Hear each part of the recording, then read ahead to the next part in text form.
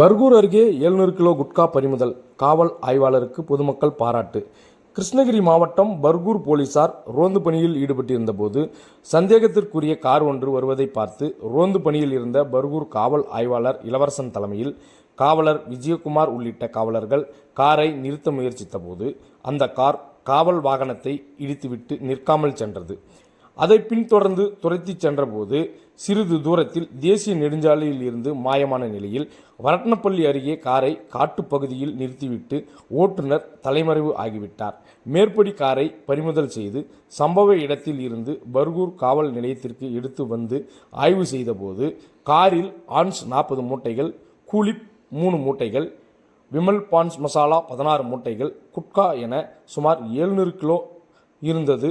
இதன் மதிப்பு சுமார் 4,60,000 மதிப்புள்ள குட்கா பொருட்கள் பறிமுதல் செய்யப்பட்டது. மேலும் இது குறித்தும் தப்பிச் சென்ற குற்றவாளிகள் குறித்தும் பர்கூர் காவல்துறையினர் தீவிர விசாரணை மேற்கொண்டு வருகின்றனர். பர்கூர் காவல் ஆய்வாளராக இளவரசன் பொறுப்பேற்ற பிறகு குற்றச்சம்பவங்கள் குறைந்துள்ளதாகவும் பொதுமக்கள் நிம்மதியாக உள்ளதாகவும் சமூக ஆர்வலர்கள் பொதுமக்கள் தெரிவித்தனர்.